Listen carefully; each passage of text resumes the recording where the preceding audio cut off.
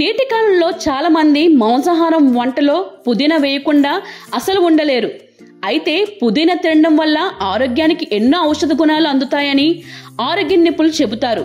పుదీనా చాలా చవకగా దొరుకుతుంది.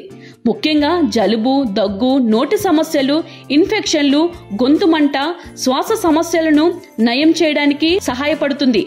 గొంతు లేదా నోరు మంటను తగ్గించడానికి పుదీనా ముఖ్య ఔషధంగా పనిచేస్తుంది. పుదీనా క్యాన్సర్ సమస్యలను నయం చేయడానికి ముఖ్య పాత్ర పోషిస్తుంది. శరీరంలో అనేక రకాల ఇన్ఫెక్షన్లను తొలగించడానికి పుదీనా సహాయపడుతుంది. ఆయుర్వేదంలో చాలా వరకు అనేక రకాల మందులలో పుదీనాను చాలా రకాలుగా వాడేవారు.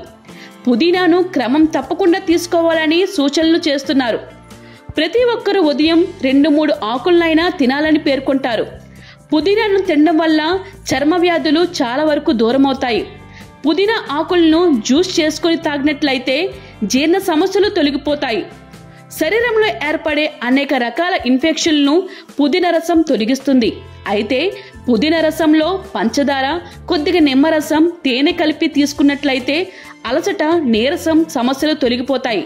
పుదీనాలో ఫైబర్ కంటెంట్ ఎక్కువ ఉంటుంది. తద్వారా దీన్ని జ్యూస్ చేసుకుని తాగినట్లయితే కడుపు నిండుగా ఉండి ఆకలి లేదు. తద్వారా సులభంగా బరువు తగ్గుతారు. చాలా మంది పంటి సమస్యలతో బాధపడతారు.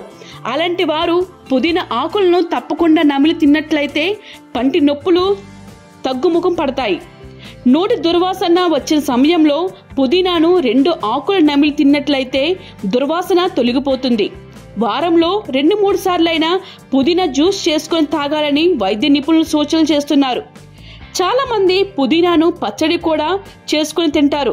ఇలా తినడం వల్ల ఆరోగ్యానికి చాలా మంచిది. మాంసాహారం వంట చేసిన సమయంలో చాలా మంది పుదీనాను వాడుతారు. దీనివల్ల సువాసనతో పాటు రుచి కూడా బాగుంటుంది. పుదీనాను ఇలాంటి ఆహారంలోనైనా సరే వేసుకొని తప్పకుండా తినాలి. దానివల్ల మన శరీరానికి కావాల్సిన పోషకాలు సమృద్ధిగా అందుతాయి. హాయ్ ఎవ్రీవన్, నేను మీ Pavani. Please like, share and subscribe GRTV. Hi, I'm Jyoti Singh. Please like and subscribe GRTV channel.